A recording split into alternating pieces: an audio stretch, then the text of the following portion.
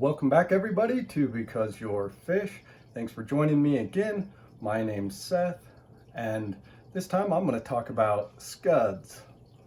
What are scuds? Scuds are freshwater shrimp, a great live food, and it's a great puffer food. I'm a member of a number of pages, groups dedicated to puffers, and a lot of the questions that I hear are, what's a good puffer food? Now, I've tried frozen mysis shrimp, clams on the half shell, frozen brine shrimp. None of those things have really worked for me, but scuds have worked excellent. Great thing about scuds is they do have that hard shell, so it helps keep their beak filed down, and they're a live food that you can culture. So if you can get scuds, then you can grow them, you can have them forever. Great food. Another reason why I love scuds is they are great for enrichment. I've got a video coming out about puffer enrichment, so don't forget to like and subscribe. If you hit that notification bell, then you won't miss anything. So just to be clear, this video, it's not about the easiest way to culture scuds, because the easy way to do it would be just to get scuds and put them in a tank and let them reproduce. I get scuds from my brother. I could drive a few minutes, get a whole scoop of scuds, and probably get them going real easy. What I want to do is a little bit different. I want to try an experiment. Now, I've fed my puffer scuds a couple different times, and all the times I feed scuds, I'm always sure to let people know, you know, if you put scuds in a system, be sure you want to add scuds to a system, because once they're part of that system, it's really likely they're going to be part of that system forever. So I have fed my puffer scuds a few times. I'll throw up some B-roll of maybe some of the better snags. It's pretty interesting to watch of the puffer catching the scuds. It really does have to hunt them down. So what I'm going to do in this video is I'm going to take the squishings from my hang-on back filter and the pre-filter on my intake, and I'm going to assume really that there's scuds in my hang-on back, and I'm going to try to get a culture going just from those filter squishings. So join me. Don't forget to like and subscribe, and let's see if I can get a culture going.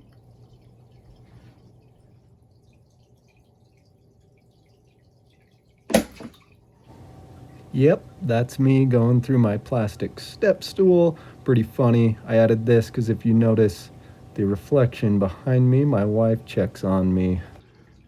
Okay, here I've got a Tupperware. In it, I've got some snails. Those are going to be used to feed my puffer. Someone's going to come and feed it while I'm away at the lake, enjoying a bit of a vacation. Here's that pre-filter sponge with all that good stuff for those scuds. The crushed coral, I put that in there basically just so the scuds don't have to compete for minerals with the snails, so they can molt properly, and also so the pH doesn't crash and kill everything off. This is the squeezings from the pre-filter sponge. As you can see, quite a bit of stuff came out of it, which is good, and I have already seen a few scuds in there, so I think I'm going to have a successful culture here.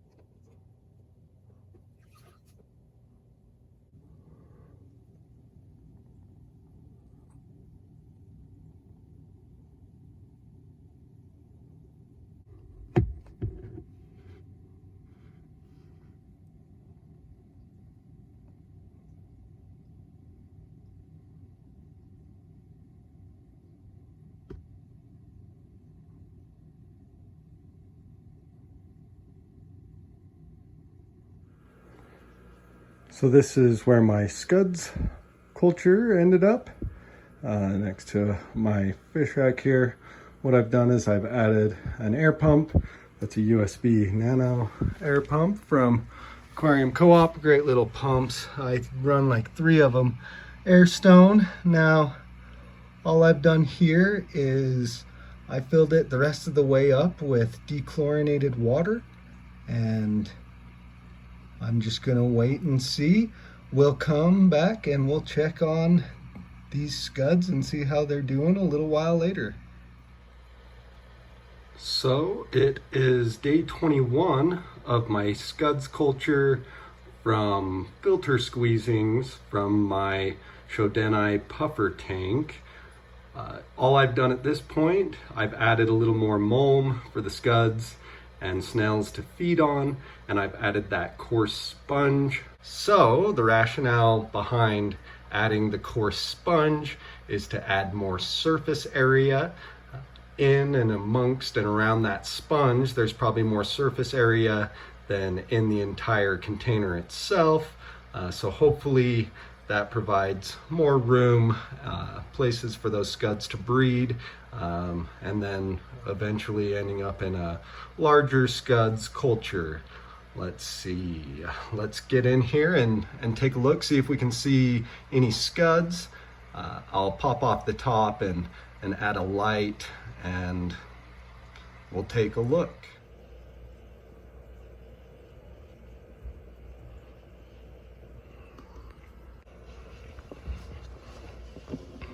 Floating plants make it so difficult. It wants to focus on floating detritus rather than sinking detritus. Pretty cool little creatures. They're an amphipod, a freshwater shrimp, really. Little things moving around down there. Earlier, I could have sworn I saw what I believe to be a fish fry. I don't know what kind of fish. Really, the only kind it could have been would have been peppered cory or hillstream loach. Thought that was pretty cool. If I can find it, I'll definitely video it. But it is small, which leads me to believe that it is not a cory fry, because they are quite a bit larger.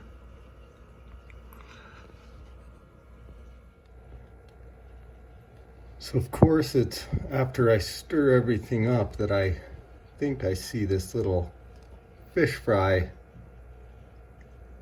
I believe it's right here next to that ram's horn snell. Try to get the glare out of it. Try to hold you still. Hoping, yeah, right there.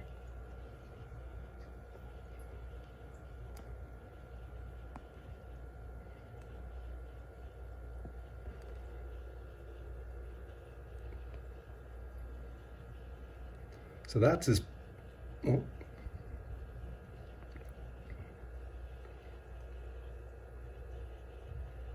So like I said, you know, the way this little thing acts, I believe it to be a fish.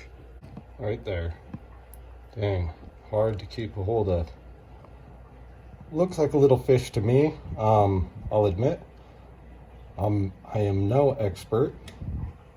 Could very well be something else. Like I said, this is just a culture from my hang on back filter squeezings on my 40 breeder that houses my Shodenai puffer. There's hillstream loaches, cories, rice fish. Now rice fish, their fry are really easily identifiable. They hatch with that bright blue eye, and they, in my experience, they stick to the surface of the water. Now cory fry, they hang out on the bottom, but peppered cories, the Paliatus or pilatus, however you prefer to pronounce them. Their fry are much larger, which leads me to believe if it is a fish, it's likely a hill stream loach fry. Now, I've only seen them larger when they emerge out of that tank, and you know, they have those stripes on them, pretty easily identifiable, but we'll keep checking in on this Scuds culture, see if I'm as successful with the Scuds, see what comes of any potential fish fry. This is turning in to be quite the experiment. If you like, please don't forget to like and subscribe. Hit that notification bell. That way you won't miss any of this riveting action. I'll bring you another update. We'll see if we get a successful Scuds culture. Again, thanks for watching Because You're Fish. I was really hoping to have this made in one video, but in order to keep it 2 shorter videos, I've chose to make part 1 and part 2. So you're just gonna have to find out with me whether my Scud culture is successful, whether those little critters in that culture are in fact baby fish. Pretty cool to see, kind of evolving. Maybe it's a live fish culture from a hang-on back filter. Anyway, to see some of the other foods that I like to feed my puffer, check out some of my other videos. I'll link them below. And again, don't forget to like and subscribe. If you'd like, hit that notification bell so you don't miss part 2, where we find out if I get a successful Scuds culture. Thanks again.